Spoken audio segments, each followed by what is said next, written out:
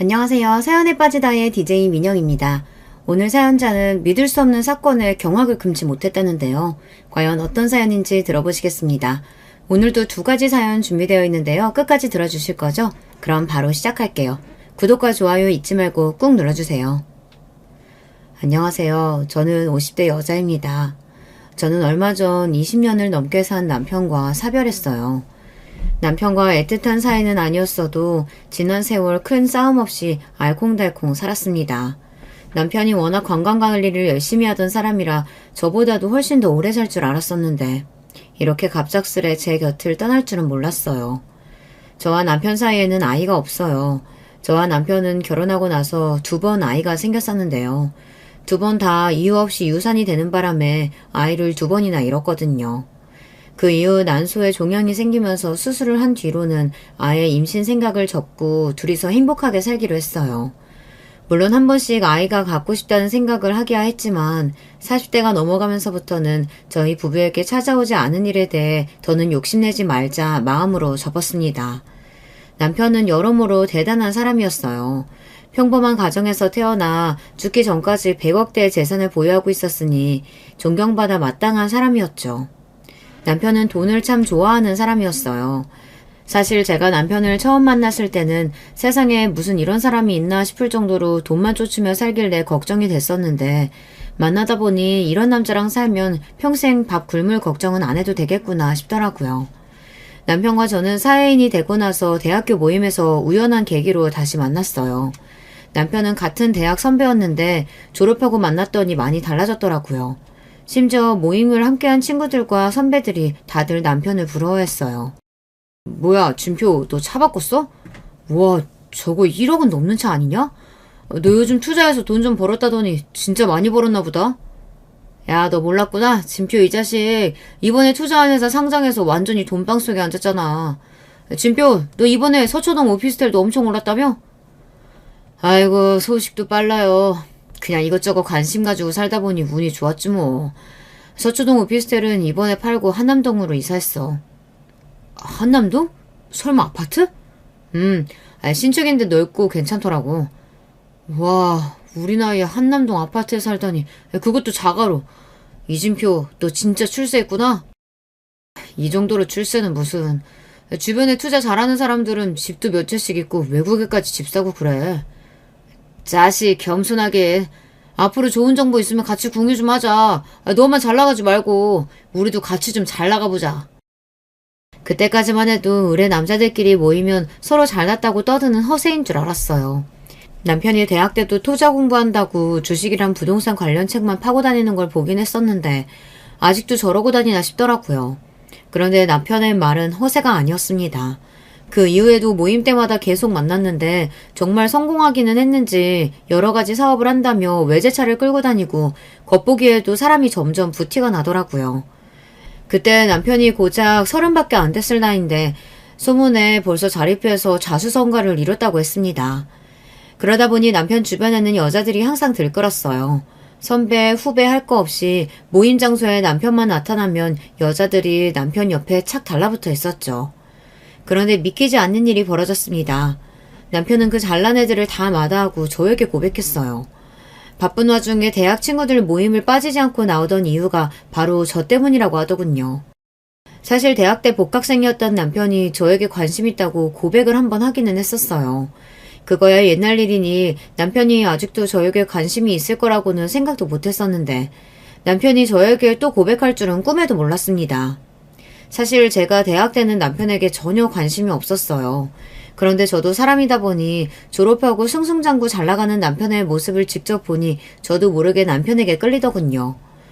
저는 고민도 하지 않고 남편의 고백을 덥석 받았습니다. 이게 웬 떡인가 싶어서요. 하지만 그런 저와 남편을 두고 주변에서는 말이 많았어요.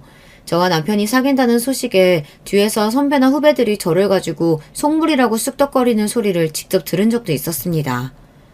주혜 선배 너무 웃기지 않아요? 학교 다닐 때는 진표 선배가 그렇게 좋다고 따라다녀도 관심도 없더니만 지금 와서 진표 선배 잘 나가니까 바로 넘어가는 거. 그러니까 모임 때도 혼자 술도 안 마시고 고생한 적 있더니만 뒤로는 열심히 진표 꼬시고 있었던 거지. 성격 같아서는 너희들이 뭔데 뒤에서 숙덕이냐고 따지고 싶었지만 안 볼 사이도 아니고 앞으로도 계속 볼 사이인데 그러려니 넘어갔어요. 사실 저에게 속물이라고 손가락질해도 저는 상관없었어요. 당시에 제 상황이 힘들어도 너무 힘들다 보니 욕을 먹더라도 남편과 잘해보고 싶었거든요. 그 마음만은 제가 생각해도 속물이 맞으니까요. 저에게도 남편이 간절했던 게 저는 남편과는 상황이 좀 달랐어요. 어릴 때부터 가난한 집에서 자라서 성인이 된 이후에도 제가 가장이나 다름없었거든요. 어릴 적부터 아버지께서 공사장을 전전하시며 벌어온 돈으로 동생까지 네 식구가 간신히 먹고 살았었는데 제가 대학 때 아버지가 다리를 심하게 다치시는 바람에 그마저도 할 수 없어 그때부터는 온 가족이 벌지 않으면 생활이 안 되는 지경이었죠. 저는 대학 때부터 내내 안 해본 아르바이트가 없었어요. 학비부터 생활비까지 싹 다 제 손으로 벌어야 했기에 연애니 결혼이니 관심도 없었습니다. 그러다 보니 결혼만이라도 경제적으로 풍족한 사람과 하고 싶었어요. 그렇지 않다면 아예 결혼은 하지 않을 생각이었습니다. 그런 저에게 남편은 딱 맞는 남편감이었죠. 물론 경제력만 보고 홀라당 넘어간 건 아니지만 어찌됐든 남편과 결혼하는데 그 점이 가장 크게 적용한 건 맞아요. 그리고 무엇보다 남편이 저에게 너무 잘했어요. 믿거나 말거나지만 제가 남편 첫사랑이래요. 남편은 저에게 헌신 그 자체였습니다. 결혼할 때도 식장부터 신혼집, 가구, 가전까지 모두 다 제가 원하는 대로 결정하게 해줬어요. 저는 꿈만 같았습니다. 평생 제가 갖고 싶은 거 하고 싶은 거 누리며 살아본 적이 단 한 번도 없었는데 남편과의 결혼으로 제 삶은 많은 것이 달라졌거든요. 남편과 저는 유명 배우들과 재벌 자제들만 산다던 한남동 빌라에서 결혼 생활을 시작했어요. 남편과의 결혼으로 제 인생은 180도 달라졌죠. 이게 꿈이라면 이대로 평생 깨고 싶지 않을 정도로 행복했습니다. 그런데 역시나 인생이 호락호락 할 리만은 없습니다. 제 완벽해 보이는 결혼 생활에도 복병이 있었어요. 복병은 바로 시댁 식구들이었습니다. 시댁 식구들은 식구가 아니라 짐이나 다름없었어요. 처음 이야기한 대로 남편은 자수성가했습니다. 원래 시댁도 넉넉한 형편은 아니었는데 남편이 성공하면서 시댁 상황도 많이 변했나 보더라고요. 원래 시댁에 빚이 있었는데 남편이 빚도 다 갚는 건 물론이었고 시부모님 소원대로 서울 외곽에 전원주택을 사드리고 땅도 사드렸다고 하더라고요. 거기서 끝이 아닙니다. 시동생이 20대 초반에 군대를 막 제대하고 나왔을 때 동서를 만나 사고를 쳐서 할 수 없이 결혼을 해야 하는 상황이었는데 당시 직업도 없었던 시동생과 대학생이었던 동서를 위해 남편이 결혼 준비를 하나부터 열까지 다 준비해준 건 물론이고 제가 결혼할 때까지도 시동생네 생활비까지 책임지고 있었어요. 결혼하고 한 달이 되었을 때 남편이 알아서 시부모님과 시동생에게 생활비를 입금해주는 모습을 보는데 저로서는 기가 막히더라고요. 아버님, 어머님이야 연세도 있으시고 따로 버시는 거 없이 농사만 지으시니까 자식으로서 도와드릴 수야 있다지만 동선에는 생활비까지 왜 주는 거야? 동서나 서방님이나 둘 다 아직 젊은데 돈은 본인들이 일해서 벌어야지. 사실 제가 처음 결혼했을 때 이해가 되지 않았던 게 서방님이나 동서나 둘 다 멀쩡하게 대학까지 나와놓고 제대로 된 직장도 없이 일도 안 하고 놀고 있다는 겁니다. 그게 둘 다 철없을 때 아기 낳아서 아둥바둥 키우며 살다 보니까 애 키우랴 나가서 가작 노릇하랴 힘든지 둘이 매일 싸우는 것 같더라고. 그럴 바에야 내가 도와주는 게 나을 것 같아서 애 클 때까지는 돈 걱정하지 말고 열심히 육아만 하라고 했어. 동서랑 시동생은 아무것도 없는 상황에서 어린 나이에 결혼해서 처음부터 시댁에 들어가서 살았나 봐요. 그런데 동서는 매일 시부모님이랑 부딪히고 시동생은 돈 벌겠다고 나가서 매일 사고만 치고 다니니 오히려 남편이 신경 쓸 게 더 많았답니다. 시부모님은 시부모님대로 며느리의 손주까지 끼고 사려니 힘들다고 하고 시동생은 돈 벌어보겠다고 나가서 몇 달 일도 안 하고 매번 힘들다고 그만두고 와서 동서와 매일 싸워대니 남편도 도저히 안 되겠다 싶어 생활비를 주기 시작했던 겁니다. 아무리 그래도 언제까지 도와주려고. 앞으로 조카도 계속 크고 시부모님 댁에서 독립도 해야 하는데 동서랑 서방님이랑 둘 다 자립은 해야지. 평생 내가 책임질 수 없으니 당신 말대로 자립시켜야지. 안 그래도 우리 회사 1층 로비에 커피숍이나 둘이 해보라고 할 생각이었어. 남편은 안 그래도 시동생에게 1층 로비에 커피숍을 해보라고 이야기하려고 했답니다. 남편의 말에 저도 이런저런 생각이 들었지만 나설 수 없었어요. 저로서는 할 말이 없는 게 지금까지 남편이 혼자 번 돈으로 가족들에게 쓰는 건데 이제 막 결혼한 제가 참견할 수는 없었죠. 그런데 문제는 오히려 시댁 식구들이 저를 견제한다는 겁니다. 지금까지 남편의 집안의 가장으로서 시댁 식구들 모두 책임지다시피 했는데 갑자기 제가 들어와서 남편이 변할까봐 신경 쓰이는 것 같았죠. 사실 결혼 전에도 시부모님이나 시동생이 남편과 저와의 결혼을 반기지 않는다는 느낌을 받기는 했어요. 시댁에 처음 인사드리러 갔을 때 남편이 잠깐 자리를 비운 사이 시부모님과 시동생이 이야기하는데 뭔가 좀 이상하더라고요. 아가씨가 참하고 너무 예쁘다. 암튼 내 아들이지만 여자 얼굴 너무 밝힌다니까. 결혼해봐야 여자 얼굴 예쁜 거 고작 3년이라고 그렇게 말을 해도 포기를 못해요. 그래도 작년에 데려왔던 그 아가씨보다는 더 참하네. 작년에 데려온 아가씨는 얼굴만 예쁘지 영 성질이 못되게 생겼잖아. 그러니까 결국엔 우리 아들이 못 참고 헤어졌잖아. 아이고 아버지 어머니 예비 형수 앞에서 그런 소리를 하면 어떡해. 형수 미안해요. 우리 부모님이 원래 이렇게 겉과 속이 똑같고 거짓말을 할 줄을 몰라요. 원래 결혼하겠다고 시댁에 인사 가면 이런 이야기도 듣고 하는 건가요? 저는 전혀 궁금하지도 않은 남편의 전 여자친구 이야기를 시부모님께 직접 들었습니다. 더군다나 시동생은 그런 시부모님이 순수하신 거라네요. 괜찮아요. 그래도 제가 제일 마음에 드신다는 거니까 저야 기분 좋죠 뭐. 저는 애써 웃어넘겼습니다. 그런데 그때 주방에서 과일을 가지고 나온 동서가 하는 말이 기가 막혔어요. 당신도 참. 아주버님이 학벌되지 능력되지 돈 많지 어디 하나 빠지는 게 없는데 말 안 해도 예쁜 여자들이 줄 서는 게 당연하지. 내가 시아주버님 정도 능력되면 절대 평범한 여자 안 만나. 연예인이나 모델 같은 여자들 만나지. 그래, 우리 둘째 며느리 말이 맞다. 우리 장남 정도면 재벌집 딸내미도 걸뜬하지. 하긴 우리 장남 앞으로 더 승승장구할 텐데 벌써 장가 보내는 게 맞나 몰라. 암튼 아가씨 이름이 주애라고 했나? 아가씨는 우리 아들 잡았으니 땡 잡은 거야. 순간 너무 황당해서 머리까지 다 화끈거렸지만 저는 애써 웃어넘겼습니다. 어쩌겠어요. 이미 남편하고 결혼하겠다고 마음을 먹은 이상 제가 참아야죠. 결혼하고도 마찬가지였습니다. 결혼한 이후 남편은 점점 더 잘 나갔어요. 투자해서 상장했던 회사가 게임을 개발했는데 그게 대박이 나서 남편이 아예 새롭게 게임 회사를 차렸어요. 게임 회사를 차린 지 3년 만에 남편은 회사 건물을 통째로 매입한 걸로도 모자라 투자 목적으로 건물을 사고 팔았습니다. 덕분에 저는 잘나가는 회사 대표의 사모님이 되어 있었어요. 남편이 잘나가니 저도 당연히 기쁘죠. 하지만 저는 마냥 이 상황을 즐길 수만은 없었던 게 남편이 얼마나 고생하고 힘들게 일하는지 바로 옆에서 지켜보다 보니 남편이 힘들게 번 돈을 마냥 쉽게는 못 쓰겠더라고요. 저는 결혼한 이후로도 결혼 전에 다니던 직장을 계속해서 다녔어요. 주변에서는 물론 심지어 남편까지도 다들 이해하지 못했지만 저는 그 편이 마음이 편했습니다. 남편 덕에 하루아침에 좋은 집에서 살게 됐고 생활비 걱정도 하지 않아서 제가 번 돈으로 친정도 도와드릴 수 있게 되니 더는 돈 걱정을 하지 않고 산다는 것만으로도 저는 행복했어요. 그런데 그런 제가 시댁 식구들 눈에는 마음에 들지 않았나 봐요. 시부모님은 물론이고 시동생이나 동서까지 만날 때마다 괜한 일로 꼬투리를 잡았어요. 한 번은 그런 적이 있습니다.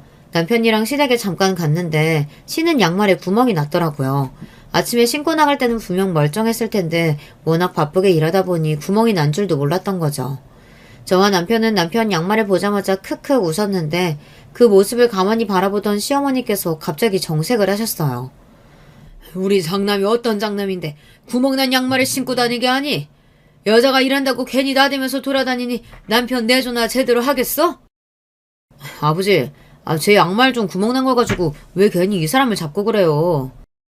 아들, 아버지 말씀하시는데 끼어드는 거 아니야. 그리고 네가 그냥 보통 사람이니? 그 큰 회사 운영하는 대표인데 양말이 아니라 이에 낀 고춧가루라도 다 마누라가 챙겨줘야지. 우리 아들 보는 눈이 얼마나 많은데. 어머니 아버지, 지금까지 저 없을 때 이 사람한테 그런 소리 하셨어요? 저희 부부 일은 저희가 알아서 하니까 이 사람한테 괜한 소리 하지 마세요. 그나마 다행인 건 남편은 항상 제 편이라는 겁니다. 시부모님이나 시동생에게 드리는 비용에 대해 제가 일절 간섭하지 않는 대신 시부모님이나 시동생이 저에게 무례하게 구는 일에 대해서는 언제나 남편이 제 편을 들어줬어요. 형, 아무리 형수한테 꽉 잡혀 살아도 그렇지 엄마 아빠한테 너무하는 거 아니야? 별것도 아닌 거 가지고 뭘 그렇게 정색을 해. 너야말로 형 말하는데 왜 끼어들어? 그리고 형 일에 신경 쓸 겨를 있으면 카페 일이나 잘해. 매일 1층 카페 내려갈 때마다 너는 보이지 않고 재수씨만 있더라. 너는 도대체 일 안 하고 어디를 써다니는 거냐? 에이, 또, 잔소리. 그깟 카페 자리 좀 내줬다고 맨날 잔소리 해야겠어? 어차피 장사도 잘 안 돼서 애들 엄마만 있어도 충분해. 너 지금 그걸 말이라고 해? 사장이라는 놈이 가게에 붙어서 노력해야 장사가 잘 되는 거지. 너야말로 재수씨한테 다 맡겨놓고 매일 놀고 먹기만 하면 되겠어? 아주버님, 이 사람도 많이 노력하고 있어요. 요즘 워낙 경기가 안 좋아서 그런지 카페 매출이 자꾸 떨어져서 스트레스 받아서 그래요. 아무래도 저나 이 사람이나 장사에는 소질이 없나 봐요. 남편이랑 시동생은 큰 소리까지 내면서 다퉜습니다. 그 와중에 동사는 시동생 편을 들며 카페가 장사가 안 된다는 핑계를 댔어요. 그러면서 은근슬쩍 가게를 하기 싫다는 식으로 이야기를 꺼내더군요. 그 모습이 저는 너무 얄미웠어요. 남편은 크게 생각해서 1층 카페 자리까지 내준 건데 동서랑 시동생은 일하기 싫어서 매일 징징거렸거든요. 제가 보기엔 그 속이 뻔했습니다. 그전에는 아무것도 안 하고 놀면서도 남편에게 생활비 편하게 받아서 살았는데 이제와 카페 차려졌다고 생활비도 못 받고 일해서 먹고 살아야 하니 벌이가 신통치 않은 거죠. 이놈들이 그만 못해? 아무리 대가리들이 컸어도 어디 감히 부모 앞에서 자식들이 큰 소리를 내고 싸워? 아이고, 이래서 집안에 여자가 잘 들어와야 하는 건데 여자가 잘못 들어왔으니 집안에 큰 소리가 끊이질 않는다. 결국은 또 제 잘못이 되고 말았습니다. 시부모님은 항상 그런 식이었어요. 제가 아무런 행동을 하지 않아도 무슨 일만 생기면 제 잘못인 것처럼 뒤집어 씌웠죠. 갑자기 거기서 여자 얘기가 왜 나와요? 제발 좀 그만 좀 하세요.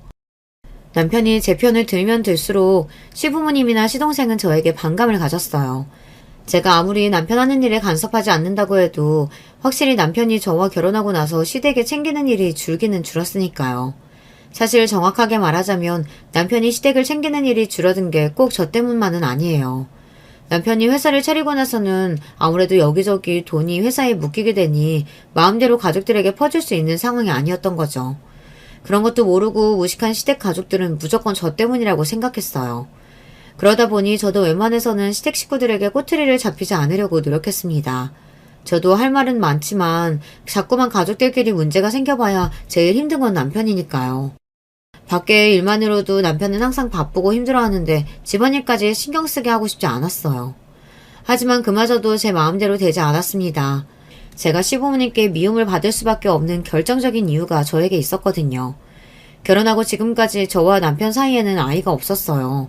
그러다 보니 시부모님은 돌아가시기 직전까지 저를 며느리로서 살갑게 대해주시지 않았습니다. 만날 때마다 아이에 관련된 이야기가 나오면 항상 저는 죄인이었어요. 큰애 너 설마 우리 아들 속이고 결혼한 거 아니니? 그렇지 않고서야 어떻게 결혼한 지 10년이 다 돼가는데 애가 안 생길 수가 있어? 아이고 내가 죽을 날도 얼마 안 남았는데 송구스러워서 하늘 날아가서 조상님들 얼굴을 어떻게 보나 몰라.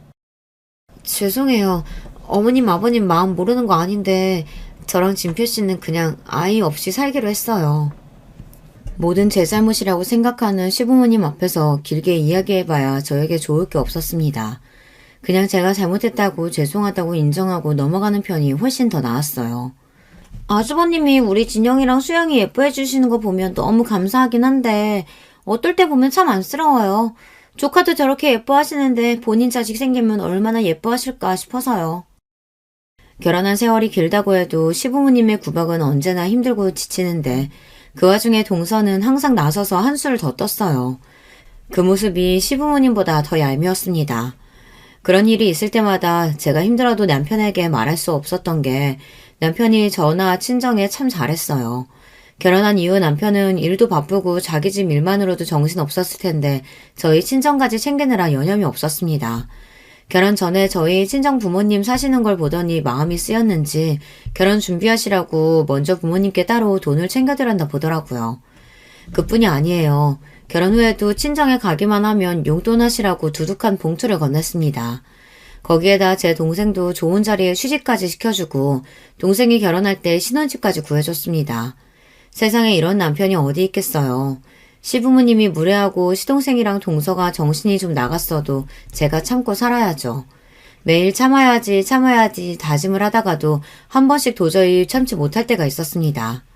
한 번은 깜짝 놀란 적이 있었습니다. 제가 퇴근하고 집에 들어오는데 거실이며 방에 불이 다 켜져 있더라고요. 남편은 분명 일이 있어서 늦는다고 했는데 무슨 일인가 싶었죠. 저는 무서워서 거실로 가지도 못하고 고민하고 있었어요. 도둑이라도 든 거면 어떡하나 싶어서요. 그런데 잠시 후 생각지도 못한 사람들이 우리 집 거실에서 나타났습니다. 바로 동서와 조카들이었어요. 저는 거실 소파에 턱하니 누워있는 동서를 보고 놀라서 하마터면 소리를 지를 뻔했습니다. 그런데 놀란 저를 보고도 동서와 조카들은 너무 태연했어요. 동서, 연락도 없이 웬일이야? 거실이랑 방에 불이 다 켜져 있길래 도둑이라도 든 줄 알고 깜짝 놀랐잖아.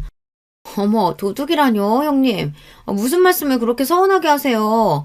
원래 애들 어릴 때부터 아주버님 집에 우리 집처럼 자주 왔다 갔다 했는걸요. 비밀번호도 아주버님이 가르쳐 주셨어요. 저는 처음 듣는 소리였습니다. 남편이 가족들 일이라면 끔찍한 거야 잘 알지만 그렇다고 이렇게 아무 때나 서로의 집에 마음대로 드나드는 줄은 생각도 못했어요. 나는 들은 적 없어서 몰랐네. 서로 자주 왕래하고 지내면 좋지. 근데 무슨 일이야? 무슨 일은요. 그냥 어머니께서 김치 담그셨길래 아주버님 좋아하시니까 냉장고에 넣어드리려고 온 거죠. 근데 아주버님은 늦으세요? 명분은 시어머니께서 남편이 좋아하는 파김치를 담그셔서 동서가 우리 집에 가져다 주러 왔다는데 김치를 냉장고에 넣어두고도 한참을 안 가고 서성했어요. 자꾸만 남편이 언제 오는지 묻는 게 아무래도 남편을 기다리는 것 같았죠. 그런데 그때였어요. 당시에 초등학교에 다니던 조카가 기다리다 지쳤는지 동서에게 투정을 부리더군요. 그런데 그때 조카가 하는 말이 기가 막혔어요. 엄마, 큰아빠 언제 와? 나 내일까지 대회 신청비 내야 되는데 돈 언제 받을 수 있는 거야? 어머, 얘가 무슨 소리라는 거야. 그거야 당연히 큰아빠한테 이야기하면 바로 주시지. 걱정하지 마. 조카의 말에 동서도 당황했는지 얼굴이 빨개져서 급하게 가보겠다고 집을 나섰어요. 그 뒷모습을 보는데 저도 어이가 없어서 웃음이 다 튀어나오더군요.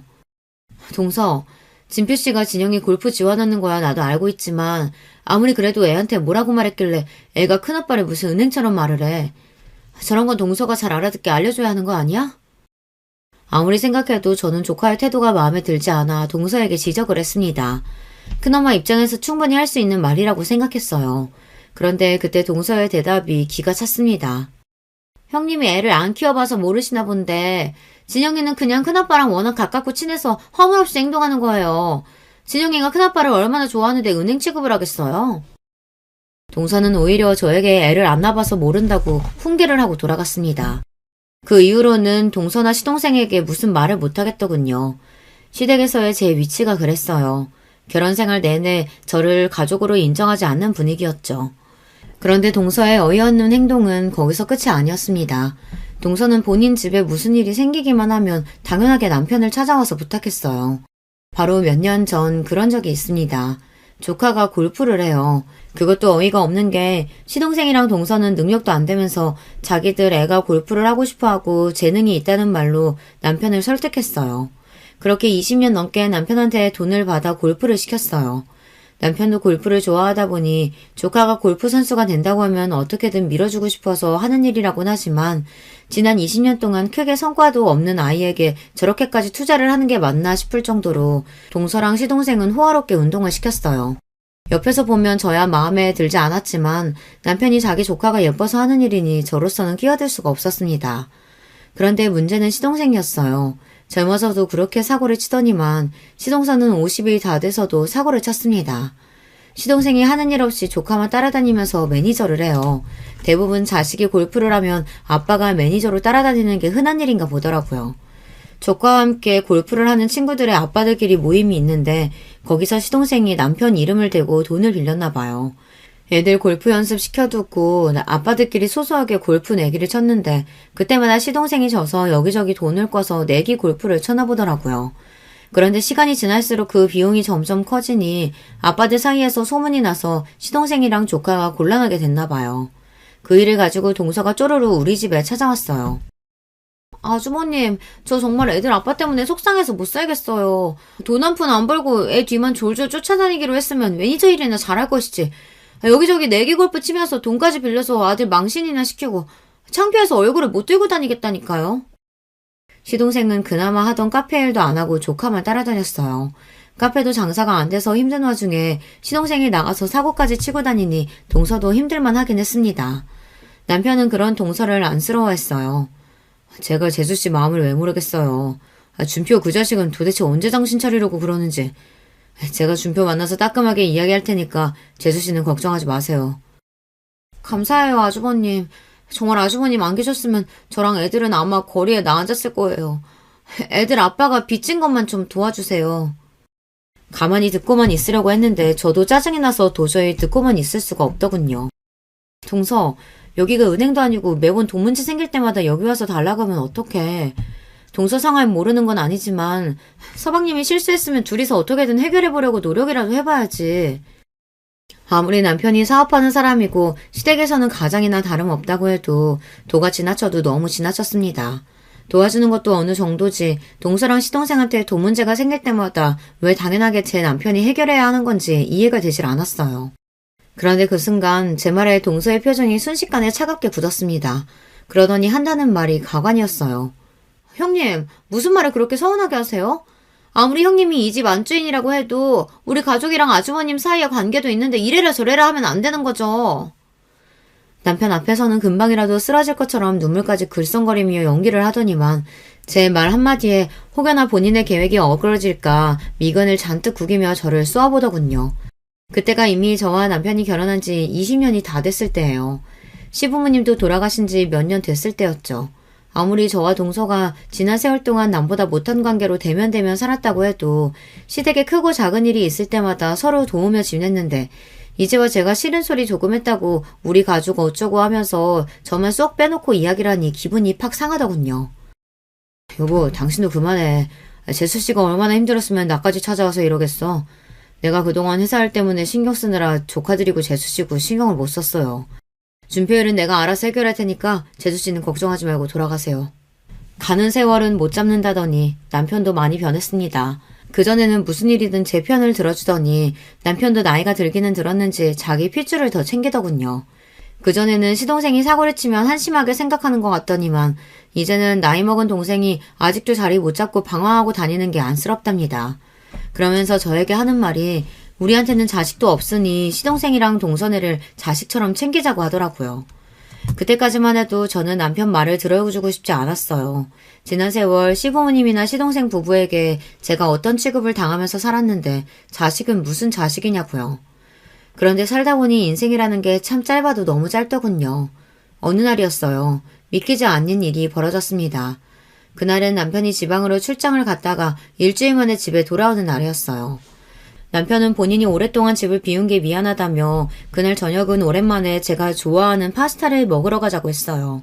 식당을 예약까지 했다고 했습니다. 그런데 기다리던 남편의 전화는 오지 않고 모르는 번호로 전화가 걸려왔습니다. 이진표 씨 보호자분 되시죠? 현재 이진표 씨께서 병원 응급실에 실려 계십니다. 바로 병원으로 좀 와주시겠어요? 그때까지만 해도 단순 교통사고라고 해서 그냥 좀 남편이 다쳤나 보다 했어요. 그런데 남편은 제가 병원에 도착하기까지 기다리지 못하고 숨을 거뒀습니다. 남편은 중앙선 침번으로 반대편에서 오는 차와 부딪혀 사고가 났다고 하더라고요. 남편은 그렇게 저만 남겨두고 하늘나라로 떠나버렸습니다. 남편이 죽고 난 뒤 저는 49제를 지낼 때까지 매일 눈물을 흘렸습니다. 참아보려고 해도 텅 빈 침대만 보면 눈물이 절로 흘렀어요. 저도 제가 이 정도로 남편을 생각하고 아끼는 줄은 몰랐었는데 남편이 떠나고 나니 비로소 남편의 소중함을 알겠더라고요. 아이들도 다 크고 독립해서 앞으로 남편과 오순도순 노후를 맞이할 일만 남았다고 생각했는데 갑작스레 남편이 허망하게 가버렸으니 인생이 너무도 허무하고 초라했습니다. 그러던 어느 날이었어요. 웬일로 동서가 집에 찾아왔더라고요. 그것도 저를 주겠다고 제가 좋아하는 라떼와 치즈케이크를 만들어 왔더라고요. 형님, 혼자 마음고생 많이 하셨죠? 제가 명색이 하나뿐인 동서인데 자주 못 찾아뵈서 죄송해요. 이거 형님이 좋아하는 라떼랑 케이크니까 드시고 힘 좀 내세요. 아, 그리고 형님 드시라고 제가 사골도 끓여왔는데 이거는 냉동실에 넣어둘게요. 먼저 커피 드시고 계세요. 동서는 어울리지 않게 저를 주겠다고 반찬이랑 사골까지 바리바리 짐을 싸들고 왔더라고요. 저는 아무래도 이상해서 주방으로 가는 동서의 뒷모습을 가만히 바라보았습니다. 그런데 이상하게 동서는 어딘가 신나 보였어요. 남편이 죽고 힘들어하는 저를 위로하겠다고 온 것 치고는 발걸음도 가볍고 심지어 콧노래까지 부르고 있었습니다. 그러더니 한다는 말이 기가 막혔어요. 이번에 우리 진영이 대회에서 상 받은 거 아시죠? 애가 재능은 있기는 한데 자꾸 큰 대회만 나가면 실수해서 걱정이에요. 그래도 제가 무슨 낙으로 살겠어요. 남편 복은 없어도 자식 복은 있는지 애들이 다 착하고 성실해서 그 맛에 산다니까요. 형님도 자식 하나만 딱 있으면 지금 그렇게 힘드시진 않을 텐데. 원래 그렇잖아요. 남편이라는 게 옆에 있으면 귀찮고 없으면 허전하고. 역시나 동서였습니다. 입만 열었다 하면 헛소리를 해대니 또 제 신경을 건드렸습니다. 진영이 잘한다고 하니 다행이네. 남편도 하늘에서 뿌듯해할 거야. 근데 자랑 다 끝났으면 그만 가봐. 내가 오늘은 영 힘이 없는 게 동서 자랑 받아줄 기분이 아니네. 어머머, 죄송해요 형님. 제가 자랑하러 온 건 절대 아니고 형님 어떻게 위로해줘야 몰라서 이러는 거예요. 형님도 아시죠? 저 푼쓴 거. 커피 얼른 드세요. 케이크도 좀 드시고요. 기껏 위로해주겠다고 와서는 자기 이야기만 하고 실실 웃어대는 꼴이 그날따라 유난히 거슬렸던 저는 동서가 가져온 케이크와 커피도 이상하게 찝찝했습니다. 평소라면 생각할 것도 없이 바로 입에 가져갈 만큼 좋아하는 것들이지만 도무지 식욕이 생기질 않더군요. 저는 아무래도 먹고 싶지 않아 동서 앞에 있던 컵과 제 컵을 바꿨습니다. 동서는 라떼를 절반이나 먹었길래 제 것까지 더 먹더라고요. 그런데 잠시 후 믿기지 않는 일이 벌어졌습니다. 냉장고에 반찬을 넣고 돌아온 동서가 제가 바꿔놓은 라떼를 벌컥벌컥 마시더니 잠시 뒤 말도 안 되는 일이 벌어지고 말았어요. 동서가 그대로 바닥에 쿵 소리를 내고 쓰러지고 말았습니다. 저는 너무 놀라서 동서를 흔들다가 도저히 일어나지 않아 곧바로 119에 신고를 했어요. 구급차를 타고 곧장 응급실로 갔는데 응급실에서 동서 상태를 보고 하는 말이 황당했습니다. 혹시 환자분이 스스로 목숨을 끊으려고 하신 건가요? 위에서 다량의 수면제 성분이 나왔어요. 이 정도 되면 치사량 수준이라고요. 동서가 스스로 목숨을 끊으려고 할 정도로 다량의 수면제를 복용해서 바로 장청소를 해야 한다고 하더군요. 저는 너무 어이가 없고 기가 막혀서 한동안 말을 할 수가 없었습니다. 그러니까 제가 만약 컵을 바꿔놓지 않았다면 동서가 마신 커피를 제가 마시게 돼서 응급실 침대에 눕게 되는 건 동서가 아니라 제가 된다는 이야기였죠. 저는 곧바로 경찰에 연락해서 집으로 돌아와 동서가 먹다 남긴 컵을 경찰에게 넘겼어요. 그리고 그날 있었던 일을 자세하게 설명했어요. 며칠 뒤 동서가 퇴원한다고 해서 제가 직접 데리러 병원까지 갔습니다. 동서에게 할 말이 너무 많아서 도저히 참을 수가 없더라고요. 형님, 애들 아빠가 데리러 오기로 했는데 형님이 힘들게 뭐하러 오셨어요? 병실에 나타난 저를 보고 동서는 귀신이라도 본 듯 놀라서 눈도 마주치지 못했습니다. 그럴만했죠. 그래도 인간이라면 응당 그래야 맞죠. 서방님 동서 데리러 안 와. 내가 그럴 필요 없다고 했거든. 제 말에 동서는 토끼눈이 돼서 그게 무슨 소리냐고 물었어요. 그 모습이 가스러워서 저도 모르게 피식 웃음이 다 나더군요. 왜는 왜야. 나랑 같이 경찰들이 동서 데리러 왔으니까 그렇지. 동서는 이제 영영 그 집으로 못 돌아가. 평생 감옥에서 썩을 생각해. 뭐라고요? 그게 무슨 소리예요? 내가 감옥에 왜 가? 오수영 씨는 이진표 씨의 죽음에 대한 혐의와 김주혜 씨에 대한 모실 미수 혐의로 체포합니다. 당신은 무비권을 행사할 수 있고. 당신은 무슨 소리 하는 거야? 내가 죽이긴 누굴 죽였다 그래? 이거 놓으라고! 동서는 병원에서 퇴원하자마자 경찰들에게 붙잡혀 끌려갔습니다. 자기는 아무 잘못도 없다고 증거 가지고 오라고 소리소리를 지르는데 그 모습이 얼마나 추악한지 온몸에 소름이 다 돋았어요. 동서는 경찰서에 가서 조사를 받으면서도 끝까지 본인은 잘못한 것이 없다고 딱 잡아댔대요. 하지만 증거가 너무도 확실했습니다. 이게 다 어떻게 된 일이냐고요? 사실 남편이 죽었을 때 다른 가족들에게는 말하지 않았지만 남편 부검을 했어요. 평소 남편은 자기 관리가 확실한 사람이에요. 그런 사람이 졸음운전을 했다는 건 도무지 믿을 수가 없었습니다. 그런데 부검 결과 남편의 몸속에서 수면제 성분이 나왔어요. 처음엔 경찰이 저를 의심하더라고요. 아무래도 남편이 재산이 100억이나 되는 자산가이다 보니 이런 경우 가족들이 범인인 경우가 많다고요. 하지만 당시 남편의 몸에서 나온 수면제는 일반적인 병원에서 처방받는 약물이 아니라 정신과에서 처방받는 약이었어요. 근데 저나 남편의 의료기록에서 처방 기록이 나오지 않아 증거가 될 수 없었습니다. 더군다나 당시에 남편이 출장을 일주일이나 다녀온 이유라 저와 남편은 일주일 동안 만나지 않은 상태였거든요. 그러다 보니 저에게도 혐의점이 없었고 저는 특별한 증거가 더 나오지 않아 수사가 제대로 마무리되지 않은 상태로 장례를 치렀습니다. 그런데 장례 치르고 난 뒤 남편의 짐을 정리하던 중 남편의 핸드폰에서 이상한 메시지를 하나 확인했습니다. 남편이 사망한 날 오전에 조카와 통화한 내용이 있더라고요.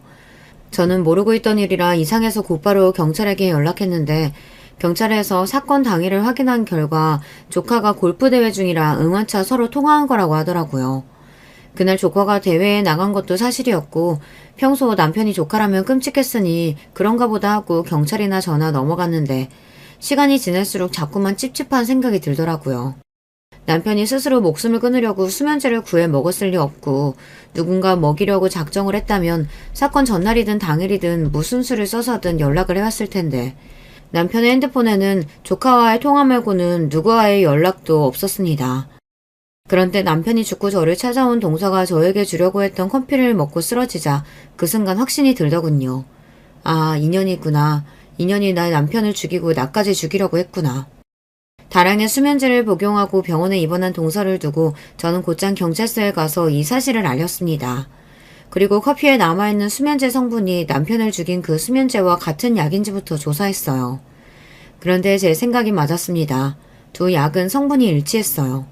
경찰은 이것만으로는 증거가 되지 않는다고 조금 더 조사를 해봐야 한다고 했어요. 그러고는 동서가 정신과에서 수면제를 처방받은 적이 있는지 확인했어요. 그런데 동서의 의료 기록에는 전혀 수면제를 처방한 기록이 없었어요.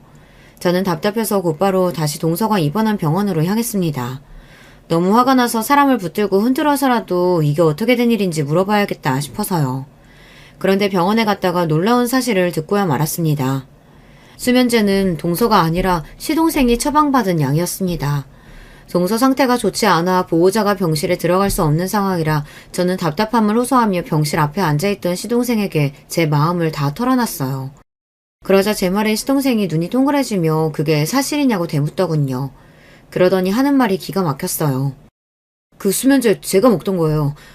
내가 그 정도는 아니라고 안 먹어도 된다고 우겼는데도 애들 엄마가 사람 환자 취급하면서 꼭 먹여야 한다고 우겨서 처방받았거든요.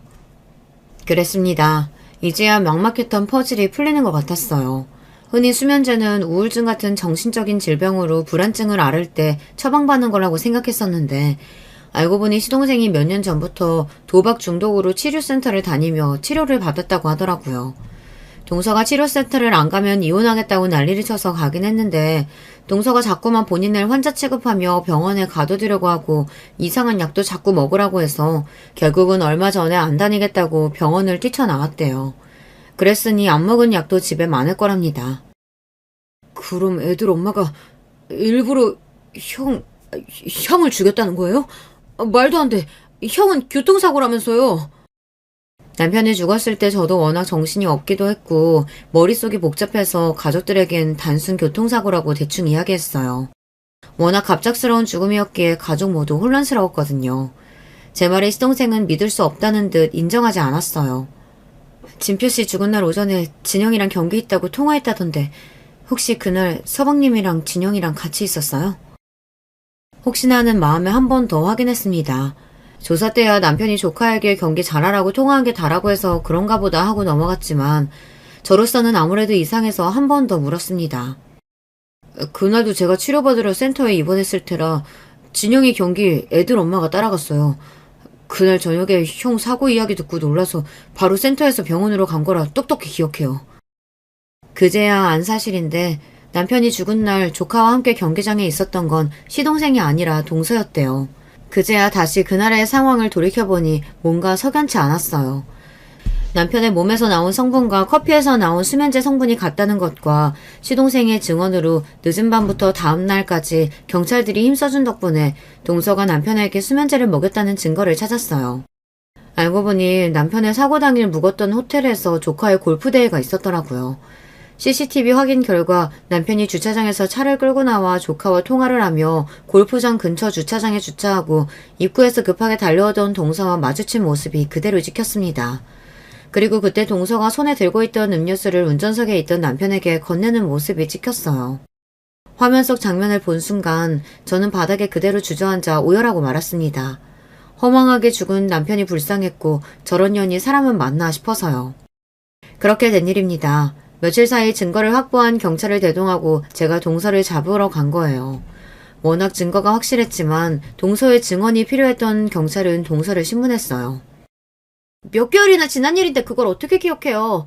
마침 아주버님이 이 대회하는 리조트에 계신다고 해서 잠깐 봤던 기억은 나요. 서울까지 혼자 운전해서 가셔야 한다고 해서 제가 먹으려고 했던 음료수도 드리기도 했고요. 그 음료수에 수면제가 들어있었는지 증거 있어요? 제가 수면제 넣었다는 증거 있냐고요. 그리고 제가 좋을 게 뭐가 있다고 아주버님을 죽여요. 아주버님 안 계시면 저랑 제 아들은 낙동강 오리알인데. 동서는 자신에게 남편을 죽일 이유가 없다고 딱 잡아댔습니다. 저는 동서가 그렇게 나올 줄 알았어요. 그래서 미리 준비한 게 있었습니다. 기록에 보니까 이진표 씨가 사망한 후 조카한테 상속된 재산이 꽤 많던데요. 남편이 죽기 전에 변호사를 통해 작성해둔 유언장에는 저 외에도 조카에게 남긴 재산이 있었어요. 그 전부터 남편은 자식이 없다 보니 조카를 자기 자식처럼 생각했어요. 조카가 골프를 그만두지 않고 계속해서 할 수 있게 밀어주겠다고 하더니만 조카 앞으로 건물을 남겨뒀더라고요. 그거야! 아주버님 워낙 우리 아들을 예뻐해서 남겨주신 거죠. 아주버님이 돌아가시기 전까지 애 앞으로 상속되어 있다는 거 저는 전혀 몰랐어요. 아주버님 돌아가시고 나서야 알았다니까요. 끝까지 자기는 아무것도 몰랐다고 잡아대던 동서는 남편 담당 변호사의 등장에 결국은 당황해서 꾹 닫고 있던 입을 열었습니다. 이 대표님께서 사망 시 조카에게 상속하기로 한 내용이 있다는 사실을 돌아가시기 몇 개월 전 처제인 오수영 씨에게 전달했다고 들은 적이 있습니다. 이게 바로 그때 대표님과 통화한 내용입니다. 남편은 돈에 관련해서는 철두철미한 사람이에요. 조카에게 재산을 상속하기로 하고 나서 기록을 남겨주지 않았을 사람이 아닙니다. 남편은 동서와 통화한 녹취 내용을 변호사에게 보내뒀습니다. 동서는 결국 구속됐습니다. 상속을 노리고 남편에게 수면제를 먹였다는 혐의가 입증돼서 징역형을 선고받았어요. 저도 제가 잘못한 거 알아요. 그런데 정말 방법이 없었어요. 남편이라는 인간은 평생 하는 일도 없이 매일 놀고 먹기만 하지. 커피숍은 말이 좋아 커피숍이지 하면 할수록 매일 적자지. 거기다가 애는 골프하겠다고 들어가는 돈이 수백씩 깨지는데 저보고 어쩌라고요. 그렇다고 멀쩡한 사람한테 수면제를 먹여? 도대체 어떻게 된 인간이면 그런 짓까지 하는 거야? 저라고 처음부터 그럴 생각은 아니었어요. 유언장 이야기 듣고 나서 그 이후에 아주버님께 찾아가서 어차피 죽으면 줄 재산 미리 좀 주면 안 되냐고 했더니 그건 절대 안 된다고 하시잖아요. 거기다가 애한테 들어가는 지원금도 애 컸다고 점점 줄이고 저도 살려고 그랬어요. 살려고. 저희 둘째가 이제 중학생이에요. 한참 사춘기인데 엄마가 감옥 간다고 하면 내가 얼마나 충격받겠어요. 판사님 제발 좀 봐주세요. 동서는 끝까지 아직 미성년자인 자식이 있다고 호소했지만 재질이 워낙 불량해 받아들여지지 않아 형을 선고받았습니다. 그리고 최근 시동생은 동서와 이혼했어요. 당연한 결과였죠. 돈에 눈이 멀어 형을 죽인 아내와 어떻게 살 수 있겠어요. 그리고 법원에서 조카에게 상속된 재산을 다시 반환할 수 있다는 판결이 났습니다. 시동생도 당연히 저에게 주겠다고 했고요. 하지만 저는 아직 받지 않았습니다. 사실 어떻게 해야 할지 모르겠어요. 동서가 벌인 짓이야 당연히 벌을 받아 마땅한 죄지만 시동생과 조카들은 그렇지 않잖아요. 남편이 살아생전 조카들을 얼마나 예뻐했는지 제가 가장 잘 아는데 그 어미가 잘못했다고 해서 모든 걸 다 빼앗는 게 맞는 건지 모르겠어요. 하늘에 있는 제 남편은 어떻게 생각할까요? 제 마음 같아서는 동서가 저지른 잘못이라도 이미 상속된 재산이니 조카와 시동생 앞으로 살아가는 데 있어 필요한 곳에 알아서 썼으면 좋겠어요. 하늘에서도 남편은 조카가 골프로 성공하는 모습을 꼭 보고 싶어 할 것 같기도 하고요. 저는 아직도 결정하지 못했습니다. 동서 때문에 남편도 가정도 모두 다 잃었으니 하나도 빠짐없이 모두 다 뺏는 게 맞는 걸까요? 저야 운이 좋게도 남편이 남겨준 재산이 평생 쓰고 죽어도 남을 정도로 많아요. 그러다 보니 돈에는 욕심이 나지 않습니다. 어차피 저야 자식도 없으니 죽으면 남겨줄 가족도 없잖아요. 여러분의 생각은 어떠신지 댓글로 의견 남겨주시면 하나하나 읽어보고 참고하도록 하겠습니다. 그리고 앞으로 남은 인생 혼자서 잘 헤쳐나가라고 저에게 응원의 메시지 많이 남겨주세요. 끝까지 제 막장 스토리 들어주셔서 감사합니다. 여러분의 가정에는 항상 즐거운 일만 가득하시길 바랄게요. 안녕하세요. 저는 제 인생이 롤러코스터 놀이기구 마냥 여러 지점을 옮겨가는 것 같다고 생각하는 어느덧 중년 나이가 된 여성입니다.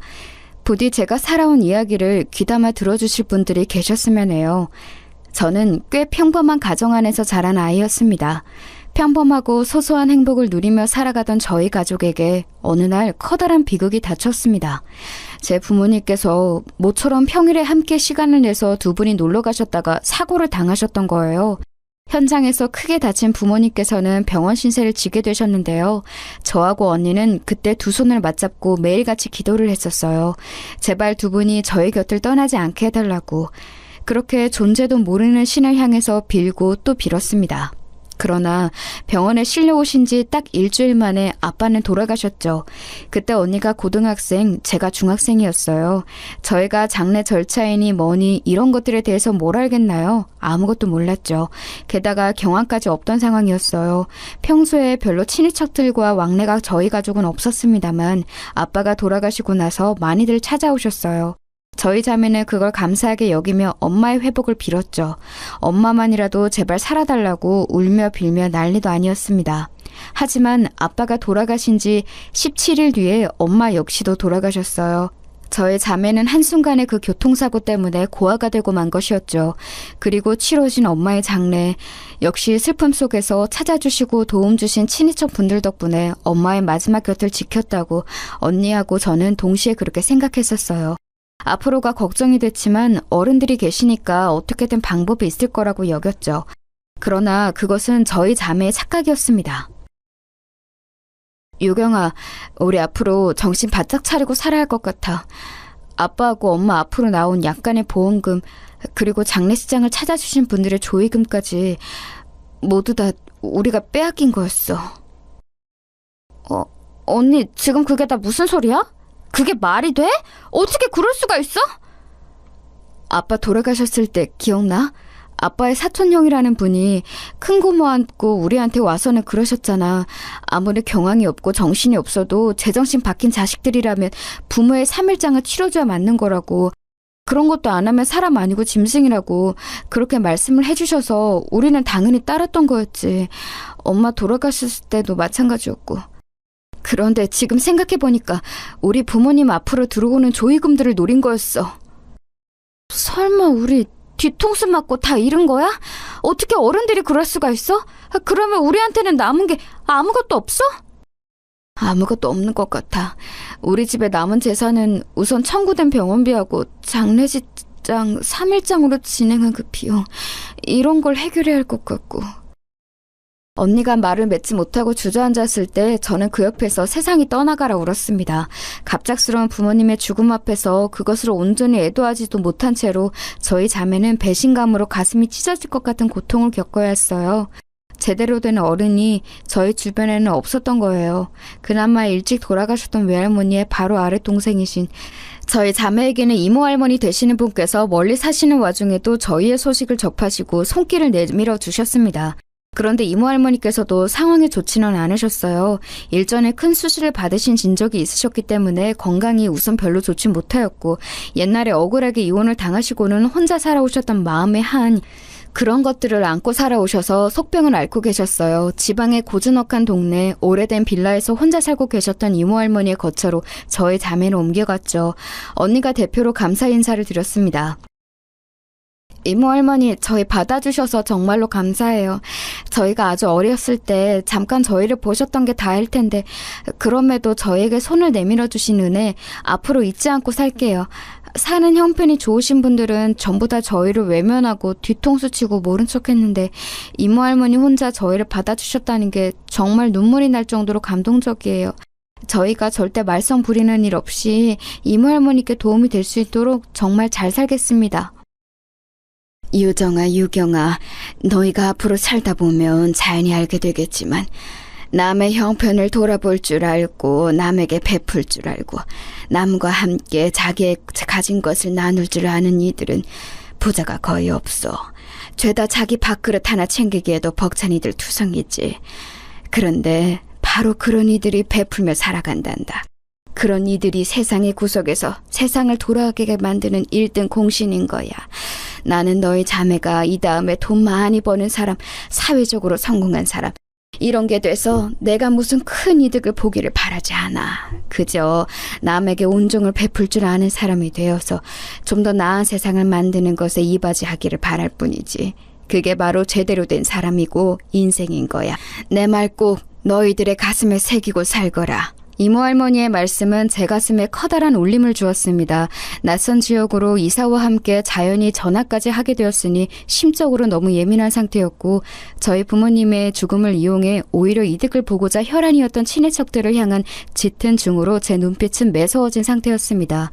자기보다 더 어린 저를 위해 앞으로 가장의 역할을 다할 각오를 다진 참이라 지칠 대로 지쳐있던 언니 역시도 순진무구했던 예전의 눈빛을 잃은 지 오래였지요.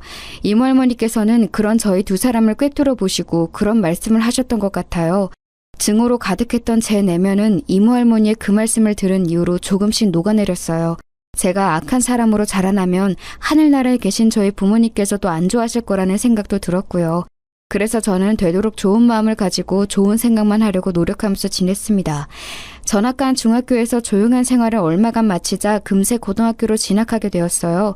그리고 저는 여기서 미묘한 인연을 만나게 되었습니다.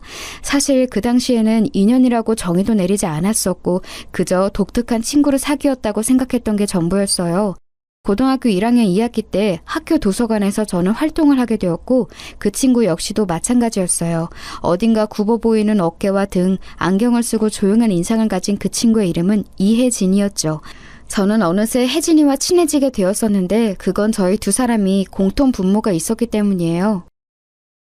유경아, 너 이거 집에 가져가서 할머니하고 언니하고 같이 먹어. 이게 뭐야? 이거 라면이잖아. 할머니가 특히 좋아하시는 안성탕면이네. 네 봉지나 주다니. 나한테 이렇게 줘도 괜찮은 거야? 너는? 혜진이 너도 할아버지하고 함께 먹을 게 필요하잖아. 이거 이번에 이웃집에서 라면을 많이 샀다고 우리 집에 나눠준 거야. 그런데 우리 집은 아직 동사무소에서 주고 간 식량이 꽤 남아있거든. 할아버지께서 요즘 입맛이 도통 없으신지 드시는 양이 줄어서. 아무튼 우리 집은 이만큼 라면이 필요 없으니까 네가 가져가서 맛있게 먹어. 정말 고마워. 잘 먹을게. 그리고 할머니한테도 네가 이거 줬다고 꼭 말씀드릴게. 학교의 사물함 구역에서 몰래 접선하더니 혜진이는 저에게 라면이 든 봉지를 내밀었었죠. 그것뿐만이 아니라 먹을 것이든 다른 것이든 저희는 종종 서로에게 나누는 걸 했었어요. 마치 저희 집처럼 혜진이도 비슷했습니다. 혜진이는 친할아버지와 단 둘이 살고 있었어요. 빌라라고 보기에도 무리가 있는 정체불명의 오래된 다세대 주택 건물에서도 반지하가 두 사람의 보금자리였죠. 혜진이의 친부께서는 예전에 불의의 사고로 돌아가셨고 그 이후 친모께서는 어린 자식을 두고 자주 집을 비우셨는데 기어이 잠적을 해버리셨다네요. 그래서 친할아버지와 혜진이는 살게 된 곳이었죠. 유일하게 의지할 수 있는 곳이었대요. 건강이 안 좋고 연로하신 친할아버지일지라도 그저 같이 사는 게 소중하다는 혜진이의 말을 저는 이해할 수 있었습니다. 저도 마찬가지였으니까요. 이모 할머니께서 얼마나 형편이 어렵고 몸이 안 좋으신 분이든 상관없이 저희 자매가 의지하고 같이 살 수 있는 어른이 계신다는 것만으로도 감사했어요. 이렇듯 저희는 서로의 처지가 비슷했기에 금세 서로를 이해하며 가까워졌습니다. 아무도 모르는 둘만의 세상에 존재하는 것 같았죠. 서로에게만 속마음을 털어놓기도 했었어요. 나는 훌륭한 사람은 못 되어도 좋은 사람이 되고 싶다는 생각을 가지고 있는데 우리 언니는 날이 갈수록 점점 더 마음속에 가시를 품고 있는 것 같아서 그게 너무 속상해. 언니는 친척들을 아직도 죽도록 원망하고 있고 세상을 저주하고 있어. 그래봤자 어차피 나쁜 감정을 가지고 있는 본인만 손해인 건데. 너는 언니 때문에 고민이 많구나. 그런데 유경아, 사실은 나도 너희 언니하고 비슷해. 겉으로는 덤덤한 척, 씩씩한 척, 아무렇지 않은 척, 착한 손녀인 척 이렇게 행동하면서 살고 있지만 그건 그렇게 해야지만 동정어린 눈길을 더 받을까봐 그러는 것뿐이야. 사실 나는 이 세상이 원망스러워서 하루에도 수십 번씩 울고 싶고 학교 옥상에서 뛰어내리고 싶기도 해. 너에 비해서 나는 참 많이 못났지? 저희 자매는 적어도 부모님께서 돌아가시기 이전까지는 부모의 사랑을 받고 자란 아이들이었어요. 하지만 혜진이는 아주 어렸을 때부터 그것을 상실한 채로 외롭게 자라온 아이였죠. 그리고 혜진이는 고등학교 3학년 때 친모의 사망 소식을 접했어요. 먼 지역의 원룸에서 심장마비로 숨을 거두셨다고 했지요. 혜진이가 가진 아픔이 엿보일 때마다 저도 따라서 너무 슬퍼졌어요.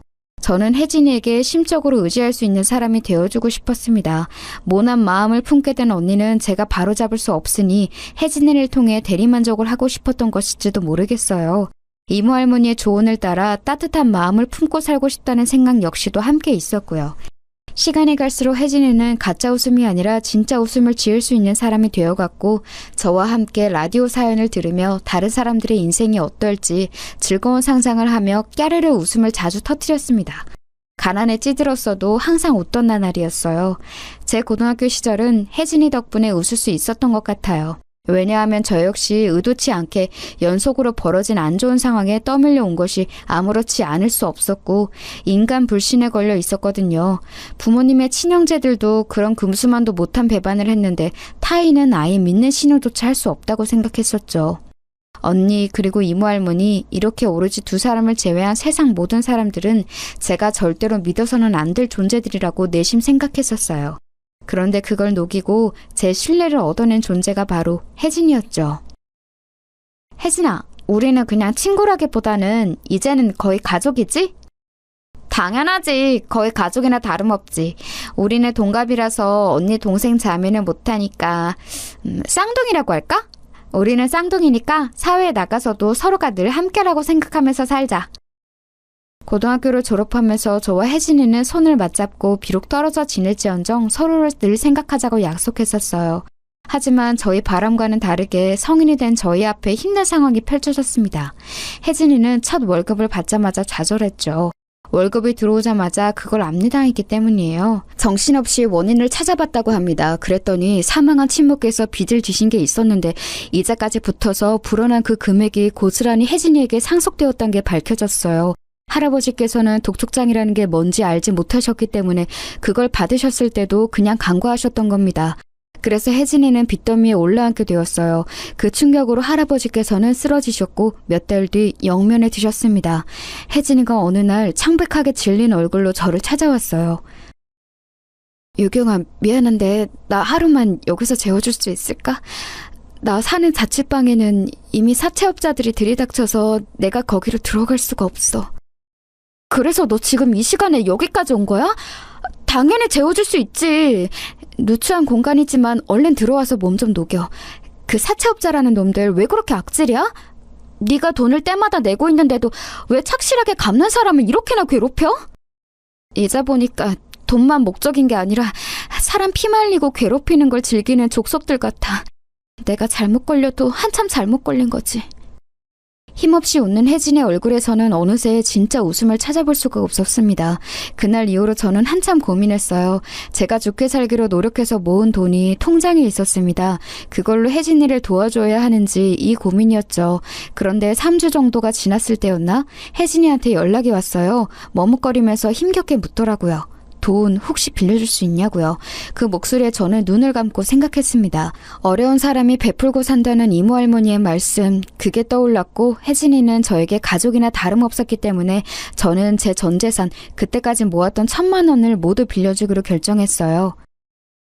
너 이거 네가 가진 돈의 전부잖아. 이렇게 나한테 건네줘서 정말 고마워. 이거라면 내가 당장 숨 돌리고 안심하면서 지낼 수 있을 것 같아. 꼭 갚을게. 진심으로 고마워, 유경아. 오는 혜진이를 보며 저는 비록 수중에 돈은 없었지만 잘한 결심이라고 생각했었어요. 혜진이가 어서 빨리 상황이 안정됐다는 연락을 주기만을 기다렸죠.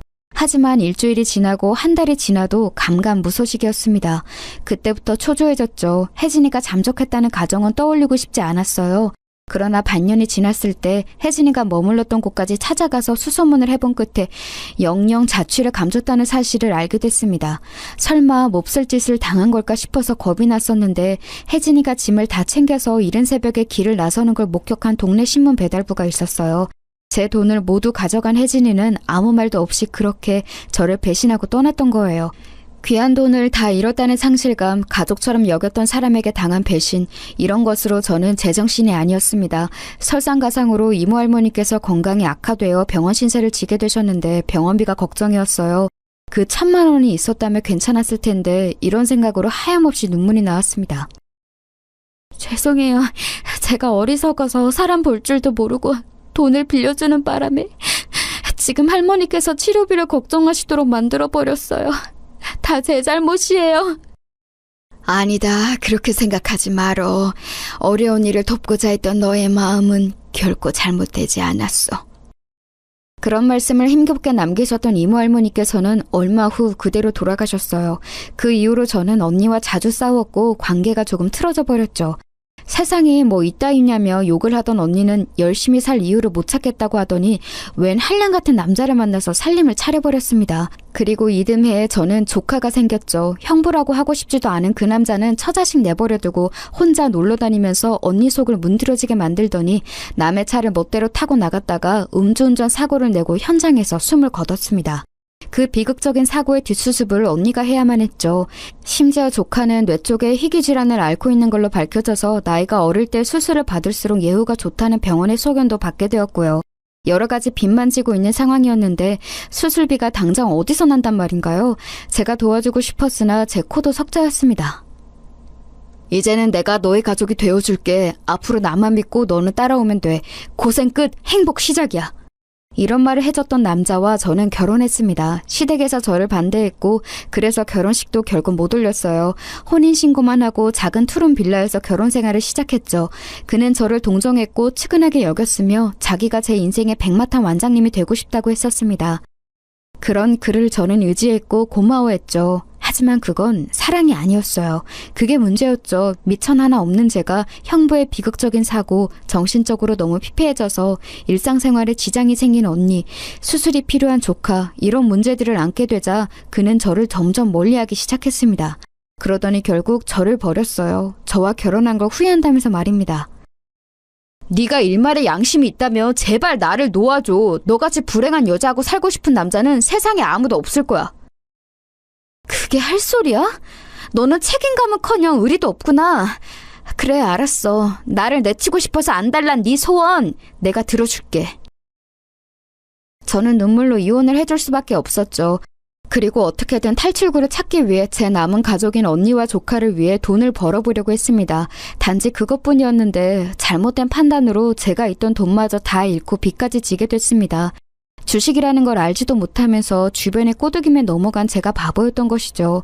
달동네 초입에 있는 낡은 집으로 옮겨간 저는 빛이 제대로 들어오지 않는 곳에서 생활하며 제 인생의 우울함은 곱씹고 또 곱씹었습니다. 어떻게 살아야 할지 막막했죠. 그러던 어느 날 주말 아침부터 동네에 감자를 파는 트럭이 오는 소리가 들렸어요. 종종 오는 트럭인데 그날따라 희한하게 국산 핵감자 한 봉지에 3,000원에 판다는 확송기에서 흘러나오는 그 음성이 왜 그렇게 반가웠는지 모릅니다. 슬리퍼를 신고 나갔는데요. 생각보다 감자 트럭이 집에서 멀리까지 가서는 정차를 한 상태였어요. 꽤 간 다음에 감자 한 봉지를 샀고 집으로 다시 돌아가던 길이었죠. 아직 반밖에 안 갔는데 제가 갑자기 길에서 고꾸라져 넘어졌습니다. 닿을 대로 달아 있었던 슬리퍼의 오른발 쪽이 그때 마침 수명을 다해서 끊어진 거였어요. 발등 위를 덮은 게 사라지니 순식간에 밑창만 남아버렸고 저는 무심코 오른발로 맨 바닥을 디딘 후에 그대로 엎어진 것이었죠. 일련의 과정들을 빠르게 머릿속으로 그려보고 나니까 그냥 웃음이 나오더라고요. 울음이 아니라 웃음이 나왔어요. 구질구질한 슬리퍼마저 버리지 못하고 신고 있다가 길바닥에서 넘어진 제 처지가 봉지에서 다 쏟아져 나와 제멋대로 땅을 구르고 있는 감자들의 광경이 그냥 그 순간 웃겼던 것 같아요.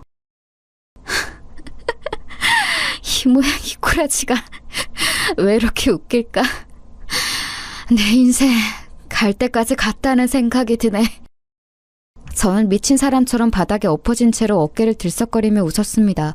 그저 무력하게 어깨를 늘어뜨리고 땅을 본 채 가만히 앉아 피식피식 웃기만 하던 저는 언제까지고 이러고 있을 수는 없다는 생각이 들어서 어렵사리 몸을 일으켰습니다.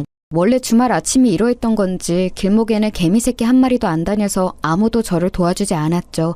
차라리 다행인지도 몰랐어요. 낡은 슬리퍼가 끊어져서 넘어지고 감자는 죄다 굴러다니고 이딴 초라한 모습 누구에게라도 별로 보이고 싶지 않았으니까요. 몸을 일으킨 저는 절뚝거리면서 우선 가까이 있는 감자부터 2알 정도 주워 담다가 문득 시야에 들어온 차 한 대를 보았습니다. 방향으로 따지자면 저희 집으로 가는 길목 쪽이었는데 세워져 있더라고요. 분명히 제가 넘어지기 전에는 저런 차가 서 있는 걸 본 적이 없었어요. 확실했죠. 왜냐하면 그 차는 이런 동네에서 보기 힘든 고급 외제차였기 때문입니다. 바로 눈에 확 들어왔기 때문에 제가 착각할 리가 없었어요. 그렇다면 제가 넘어진 뒤 실성한 사람처럼 한참을 웃고 있을 때 저 차가 나타났다는 건데 주차할 위치가 아니건만 왠지 시동이 꺼져 있는 것 같아서 저는 그 와중에도 이상하다라는 생각을 하면서 마저 감자를 줍기 시작했습니다. 꽤 멀리까지 굴러갔던 마지막 감자까지 주운 다음 밑창만 덩그러니 남아있는 오른쪽 슬리퍼를 챙기려고 넘어진 지점으로 다시 갔죠. 한숨을 쉬며 망가진 슬리퍼를 주우려는데 그제서야 저는 제 곁에 누가 서 있다는 사실을 알아차렸어요. 계속 바닥에 있는 감자들만 살피느라 주변에 누가 있는지 둘러보지 않았다는 점을 그제야 상기하고 소스라쳐서 그 사람을 쳐다봤죠. 제 또래의 여자 깔끔한 차림새는 어딘가 묘한 여유가 풍겼습니다. 머릿속으로는 이 여자는 뭐지? 라는 생각을 했을 때 상대가 놀랍게도 저에게 이런 말을 건네왔습니다. 슬리퍼 망가져서 어떡해? 혹시 어디 다치지는 않았어? 네? 실례지만 누구세요? 혹시 저 아세요? 슬리퍼 망가지고 넘어지고 감자는 나뒹굴고 여기까지만 해도 짜증나는데 웬 이상한 사람까지 맞닥뜨리다니 일진 한번 사나운 날이라고 생각했습니다. 저는 한숨을 쉬며 그 사람의 대답을 기다리지 않고 그냥 가버리려고 했어요. 한쪽 발만 왼발이라서 묘하게 절뚝거리며 걸을 수밖에 없었죠.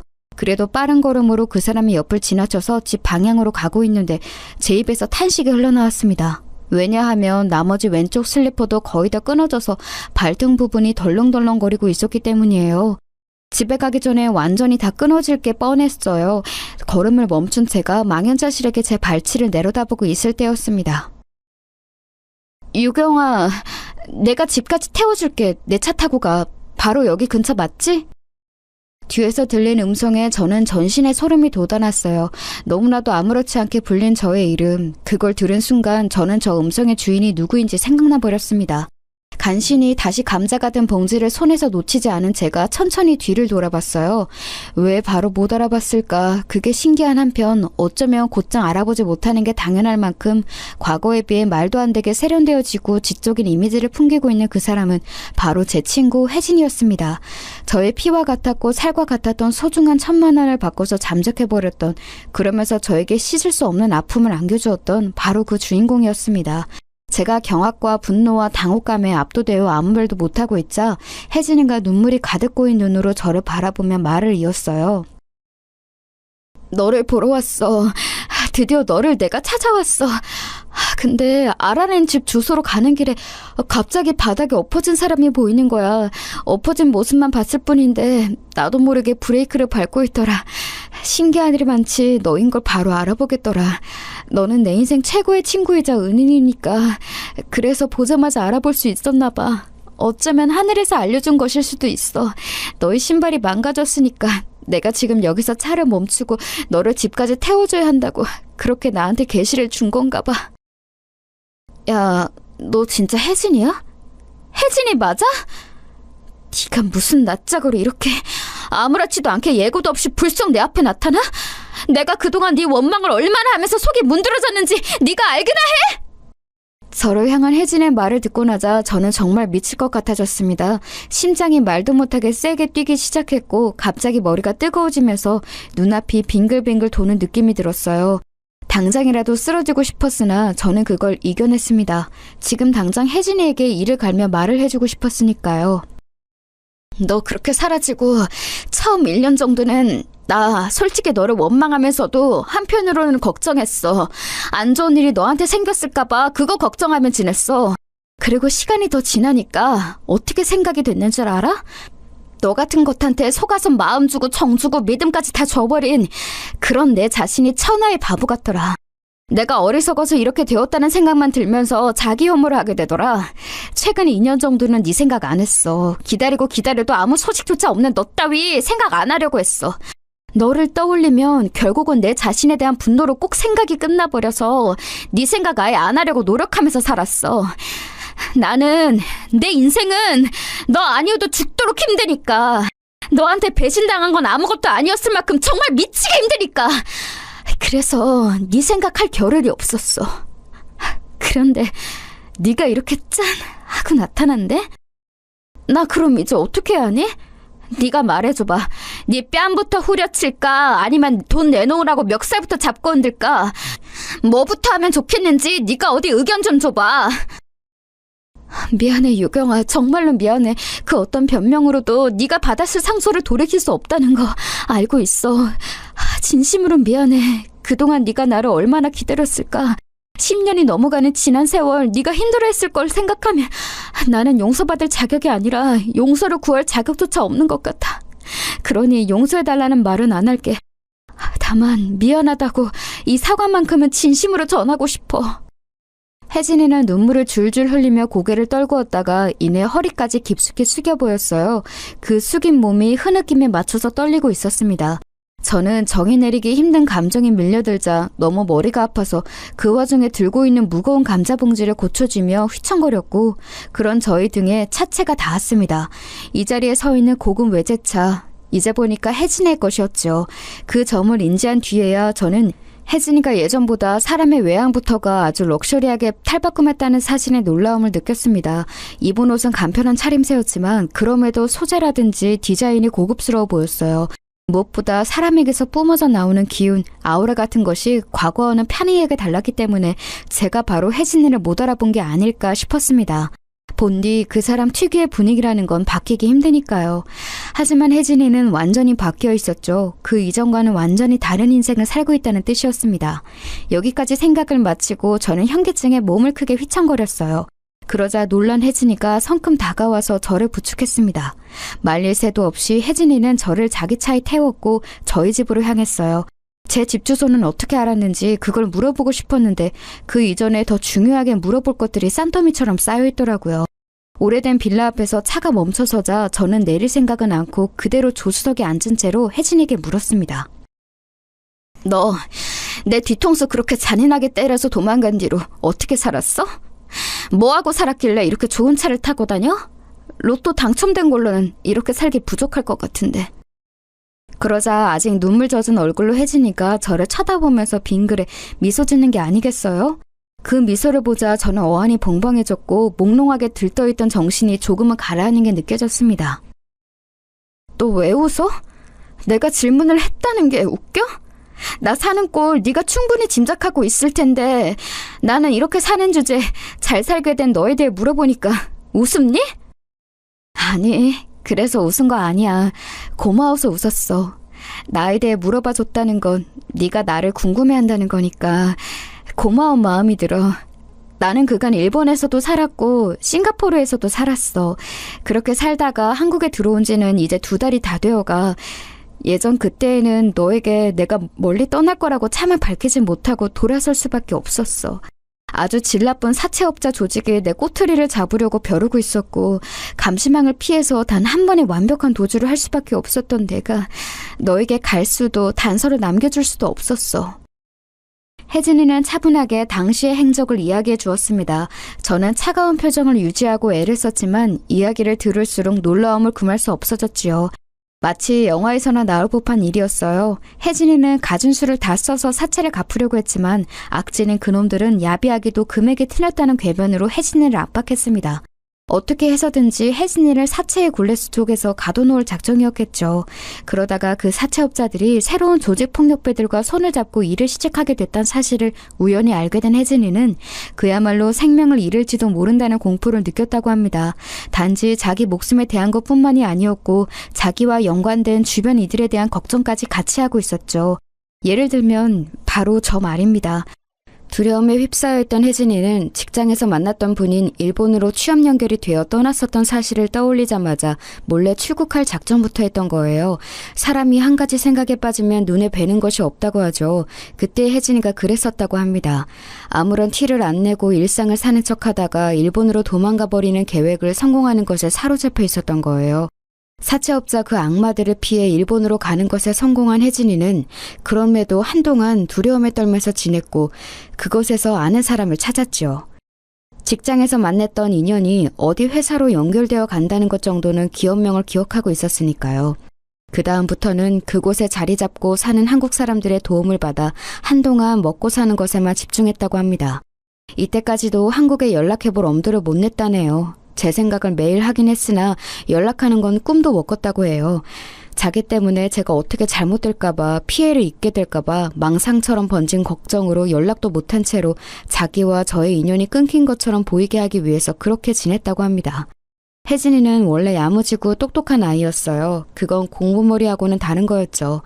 저는 학창시절에 종종 혜진이가 만약 지독히도 어려운 이런 환경에서 나고 자라지 않았다면 엄청난 인물이 됐을 거라는 가정을 했었어요. 그런데 그게 제가 쓸데없이 품었던 가정들이 아니었던 거예요. 자기네 도망은 갔을 뿐이라고 생각했었지만 실상 혜진이는 더 큰 세상으로 나갔던 것이었고, 그러자 생각지도 못한 기회라는 것들이 혜진이 앞에 등장했습니다. 각 나라에서 가격 대비 좋은 품질로 생산하고 있는 제품들, 아직 해외에는 알려지지 않았고 자국민들만 아름아름 잘 쓰고 있는 제품들, 바로 이런 것들을 혜진이는 깐깐한 눈으로 보고 선정하여 수출품으로 지목하는 일을 하게 되었던 거예요. 바야흐로 인터넷 쇼핑의 시대가 열린 시기였고 혜진이의 역할은 점점 더 중요해졌습니다. 자기 자신도 믿기 어려운 성공의 길이 눈앞에 쫙 펼쳐졌다고 혜진이는 그렇게 회상했죠. 돈을 벌기 시작하니까 자연스레 다른 돈이 생각나더라. 네가 내어준 그 1,000만 원. 그리고 악질적인 사채업자들이 나에게 사기를 쳐대며 영원히 다 갚을 수 없을 것처럼 꾸며냈던 그 돈까지. 그래서 나는 그 사채업자들의 현황을 알아보기 시작했어. 그때가 내가 잠적한 지 3년이 훌쩍 넘어 4년이 다 되어가던 때였지. 그 악질 조직이 와해되고 있던 것 같더라. 그래서 기쁜 마음으로 그것들이 전부 사라지기를 기다렸어. 그리고 내가 너에게 말도 없이 사라진 지 6년을 채웠을 때 그것들은 인과응보를 받았는지 자멸해서 조직이 무너진 후였으나 나는 어쩐지 너에게 찾아갈 용기가 나지 않았어. 그때 깨달았던 것 같아. 나는 이런저런 핑계를 대면서 네 앞에 나타날 용기가 부족한 스스로를 외면해왔을 뿐이라고. 그때 새로운 사업 제안을 받게 되었고 나는 고민하다가 그 길로 가게 되었어. 해외 체류가 계속되었고 나는 이왕 이렇게 됐으니 완벽하게 성공을 거둬서 네 앞에 멋진 모습으로 나타나는 게 낫겠다고 생각했던 것 같아. 정말 미안해. 나 정말 많이 못났지. 너라면 분명히 알아서 잘 살고 있을 거라고 그렇게 속으로 여겼었어. 네가 이렇게 지내는 줄 알았다면 내가 진작 너를 찾아왔을 텐데. 이제 와서 그런 말 진짜 부질없게 느껴진다. 내가 그때 너에게 느낀 배신감은 그 어떤 걸로도 지워지지 않을 거야. 나 솔직히 말하자면 그동안 힘들게 살지만은 않았어. 행복했을 때도 많았고 모든 일들이 술술 잘 풀리는 것처럼 느껴지는 시기도 있었어. 그런데 지금 내가 인생에서 최저점을 찍고 있을 때 하필 네가 나타나 버렸네. 유경아, 너는 여전히 좋은 사람이구나. 어떤 일을 겪든 그 점은 변하지 않나 봐. 너는 본질적으로 좋은 사람이고 모질 수 없는 사람인가 봐. 갑자기 그게 무슨 소리야? 내가 네 이야기 다 듣고 나서 기세가 수그러든 것 같으니까 용서받고 싶은 욕심이라도 들었어? 나 좋은 사람 아니고 잘만 모질게 구는 사람이야. 네 멋대로 판단하지 마. 아니, 그거 알아, 유경아? 너 나를 원망하는 말은 많이 쏟아내면서도 내 긴긴 이야기 들어주면서도 너 아직까지 나한테 그 돈 달라는 말 안 했다? 너에게 피 같고 살 같았던 그 귀중한 돈 1,000만 원, 그거 내놓으라는 말조차 너는 아직 하지 않았잖아. 혜진이의 그 말을 듣자마자 저도 모르게 눈에서 눈물이 막 흘러나왔어요. 한 번 눈물이 터지고 나자 마치 수도꼭지를 틀어버린 것처럼 그 이후로 눈물이 끊임없이 줄줄 흘러내렸죠. 그런 저를 보면서 혜진이도 울고 저를 달래주기 위해 혜진이가 내민 손을 제가 정신없이 우는 와중에 무심코 맞잡아버리고 말았는데 그게 어떤 신호가 되었던 것 같아요. 저희는 그대로 손을 꽉 맞잡은 채로 엉엉 크게 소리내어 울어버리고 말았습니다. 마치 옛날 학창시절에 저희로 돌아간 것만 같았네요. 울면서 뭐라고 말을 했었던 건지 정확히는 기억이 안 나는데 혜진이는 계속 저에게 미안하다 했었고 저는 혜진이에게 무사히 잘 살아있어줘서 다행이라는 말을 했던 것 같습니다. 민망할 정도로 서로가 크게 울고 난 다음에야 어느 정도 진정이 됐는데 혜진이가 미소를 지으며 이렇게 말을 해왔어요. 나를 너무 많이 기다리게 해서 미안해. 지금부터 내가 너에게 제대로 은혜를 갚을게. 나만 믿어. 그 순간 제 심장이 엄청 뛰더라고요. 사실은 근사한 분위기를 풍기는 사람이 된 혜진이가 이런 고급 외제차의 주인이라는 사실을 안 순간부터 제 내면은 어쩔 수 없는 기대감으로 차 있었다는 점을 정말 솔직하게 고백할게요. 제 귀중한 돈 1,000만 원은 무조건 받을 수 있겠다는 생각부터 들었었고요. 하지만 설마 혜진이가 그 정도로 저에게 베풀어줄 줄은 상상도 못했었습니다. 다시 재회한 그날의 곧장 혜진이는 저에게 1,000만 원을 건네줬었고요. 그리고 바로 그 하루 뒤였어요. 너 이 돈 뭐야? 이렇게 많은 돈을 나한테 주겠다는 거야? 이게 더 얼마야? 나는 살면서 이렇게 큰 돈을 접해본 적이 없게 얼마인지 가늠도 안 와. 5,000만 원이야. 유경이 너 지금 조카가 많이 아프잖아. 수술 받아야 하는 상황인 거 알고 있어. 부디 요긴하게 잘 써줬으면 좋겠다. 내 하나뿐인 조카가 많이 아픈 거 맞는데 그건 맞지만 갑자기 이렇게 웬 5,000만 원을 나한테 주니까 생각도 못했던지라 너무 당황스럽다. 고맙다는 말을 어떻게 표현해야 할지도 모르겠어. 유경아, 그거 내가 너한테 주는 것이라기보다는 내가 언니분께 드리는 셈이니까 무조건 바로 수술비에 써줬으면 해. 그리고 너 은행 이자만 알고 사채 이자는 모르나 봐? 그쪽 세계 이자로 따지면 나는 너에게 1,000만 원을 빚졌었으니까 지금 고작 이것 가지고는 다 갚았다고 손을 털 수도 없어. 너스레를 떠는 혜진이를 보면서 저는 그저 멍하게 헛웃음만 짓고 있었던 것 같아요. 하루아침에 지난 세월 동안 흔적도 보이지 않았던 혜진이가 나타나서 제 돈을 갚아주고 조카 수술비까지 해결해주다니 이게 혹시 꿈은 아닐까 싶었습니다. 내가 감자를 사러 갔다가 사실은 길에 넘어져서 머리를 다쳤고 지금 병원에 혼수 상태로 누워서 이런 꿈을 머릿속으로 꾸고 있는 건가? 어떻게 이게 현실일 수가 있어? 저는 오죽하면 현실이 아닐 거라고도 생각했었어요. 왜냐하면 저는 너무 힘들었고 지쳐 있었던 나날을 지나온 뒤였기 때문에 저에게 이런 행운이 도래했다는 걸 믿기 어려웠습니다. 하지만 언니에게 찾아가서 수술비가 해결되었다는 사실을 알려주었을 때 혜진이의 지난 이야기를 듣고 언니가 벅차오르는 감정으로 뜨거운 눈물을 흘렸을 때 이게 꿈이 아니라 현실이구나. 이게 실감이 났던 것 같아요. 그래서 혜진이에게 정식으로 고맙다는 인사를 하려고 제가 따로 만나자고 얼른 연락을 했죠. 그랬더니 만난 자리에서 제가 놀라운 경험을 했답니다. 우선 혜진이는 빈손으로 나오지 않았고 손에 뭘 들고 있었는데요. 보니까 명품 쇼핑백들이었어요. 3개였는데 3개 다 신발들이었습니다. 2개는 슬리퍼처럼 뒤가 뚫려있는 신기한 운동화였고 나머지 1개는 굽이 낮아서 편하고 예쁜 구두였죠. 내가 이런 세계를 체험해보지 않았다고 해서 이런 게 얼마인지까지 모르는 건 아니야. 3개 합쳐서 중고차 한 대 가격은 나올 텐데 이걸 그냥 이렇게 나 주려고 사온 거야? 그날 네가 슬리퍼가 망가져서 길에 넘어져 있는 걸 보고 꼭 신발을 사주고 싶었어. 새로 나왔다는 최고 신상으로만 사왔어. 네 마음에 들었으면 좋겠다. 아니, 마음에 들고 자시고가 아니라 내가 이런 걸 받아도 되는지 모르겠다. 네 덕분에 우리 언니도 조카도 모두 안심할 수 있게 됐는데 바로 이런 선물까지 받으려니까. 너는 그때 1,000만 원이 네 전재산이나 다름없었잖아. 숫자를 떠나서 전재산을 누군가에게 내어준다는 거 그건 진짜 감히 따라할 수도 없는 행동이라고 생각해. 나는 아직 네가 베푼 것에 비하자면 한참 멀었어. 나도 오늘 마침 너에게 따로 할 말도 있어서 꼭 보고 싶었는데 정말 잘 됐다. 유경아, 너 혹시 가게 운영해볼 생각 없어? 너 예전에 아기자기한 카페 가는 거 좋아했잖아. 돈만 있으면 매일 가고 싶다고도 했었지. 지금은 한국이 카페 공화국이 다 됐는데 이렇게 많아진 카페들 한 곳 정도는 네가 주인으로 있어도 괜찮지 않을까? 뭐라고? 가게 운영? 카페 주인? 내가 그런 걸 한다고?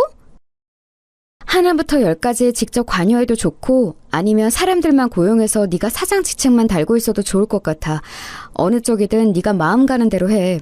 네가 너만의 사업장을 가졌으면 하는 마음이 크고 일상에 새로운 활력을 얻길 바라니까 나는 꼭 너에게 뭔가를 하나 차려주고 싶어. 그걸로 네가 고정적인 수입 걱정을 하지 않고 여유롭게 지냈으면 해. 나한테 네가 그런 걸 차려주겠다고? 너무 엄청난 내용을 들었더니 나 지금 머리가 갑자기 너무 아파서 생각을 좀 해봐야 할 것 같아. 저는 기가 막혀서 우선은 말을 돌렸지만 혜진이는 무척 단호했어요. 아예 작정을 했더라고요. 지난 세월 타고난 사업가의 눈을 키운 혜진이는 저를 다시 만나자마자 그런 걸 구상해놨던 거예요. 제가 업장에 신경을 안 써도 꾸준히 가게가 돌아가고 수입이 들어오는 머릿속에 그런 걸 그려놨더군요. 결국 저는 휩쓸려 가듯이 혜진이가 차려준 카페의 사장이 되고 말았습니다. 이건 그야말로 차려진 밥상에 숟가락만 든 셈이었죠. 전문 인력들을 고용했기 때문에 초짜인 제가 걱정할 것도 없었어요. 그리고 혜진이 덕분에 저는 이사까지 하게 되었죠. 전세로 저에게 집을 구해다 줬어요. 제가 집까지는 받을 수 없다고 거의 사색이 되어서 거절을 했었는데 공짜로 주는 거 아니고 계약 기간이 만료되는 2년 뒤에 그 전세금을 어차피 자기가 회수해 가는 거니까 그 기간 안에만 살아달라고 혜진이가 간청을 했습니다. 그래서 저는 또 어쩔 수 없이 그 광활한 빌라촌 동네를 떠나서 생활권이 무척 좋은 동네에 멋들어진 오피스텔로 이사하게 되었던 거예요. 제가 이사도 하고 카페 사장도 되고 건강해진 조카를 데리고 나들이도 다니니까 소식을 접한 전 남편이 땅을 치고 후회를 한 것 같더라고요. 내가 너하고 이혼하는 게 아니었는데 갈라선 걸 후회해. 지금이라도 나를 다시 받아줄 수 없을까?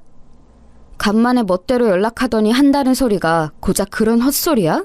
이혼하고 갈라섰다기보다는 네가 일방적으로 나를 버린 것이었지. 말은 바로 해. 그리고 새장가 들어서 지금 와이프가 임신 중이라고 알고 있는데 나한테 이런 수작을 부려도 괜찮은 거야? 네 와이프 귀에 들어가도록 그럼 내가 입 좀 나불거려도 되는 거지? 네가 그걸 알고 있었단 말이야? 그건 안 돼. 제발 말하지 말아줘. 내가 별로 원하지 않았던 재혼이었고 임신이어서 워낙 심란하게 지내고 있었더니 너에게 흔들렸나 봐. 변명도 어쩜 그렇게 구질구질해? 원하지 않았던 재혼, 임신? 너 정말 남자 망신 다 시키는구나. 2번 이혼 겪고 싶지 않으면 행동거지 똑바로 하고 살아. 내가 언제든 네 와이프한테 너의 만행을 귀띔할 수 있으니까. 알았어? 전 남편의 기가 죽어서 허겁지겁 저에게 사과를 늘어놓았고 그 이후로는 연락이 없었죠. 하지만 건너 지인을 통해서 나중에 듣자 하니 자꾸 술자리 같은 곳에서 제 이야기를 하면서 저를 놓친 걸 후회한다고 눈물 콧물을 흘려댔다고 합니다. 여러모로 끝까지 별로인 남자였어요. 제가 가게도 안정적으로 운영하고 나오는 수익금으로 여유롭게 살고 이사간 동네의 생활을 즐기고 있을 때 혜진이가 결혼을 하였습니다. 싱가포르에서 만난 인연이라고 하더라고요. 상대 측에서는 진작 결혼식을 올리기를 원했지만 혜진이는 저에게 빚을 졌던 일을 오롯이 해결하지 않으면 결혼을 할 수 없다고 했었대요. 그래서 저의 모든 상황이 안정되고 난 뒤에야 그것을 확인하고서 결혼식을 올렸던 거였죠. 그것을 알고 혜진이가 저를 늘 중요하게 마음속으로 생각하고 있었다는 사실에 가슴이 뭉클해졌습니다. 그리고 저는 혜진이의 결혼식에서 놀라운 인연을 만나게 되었어요. 혜진이 신랑 측 하객이었는데 미국과 한국을 주로 오가며 사업을 진행하는 남자였습니다.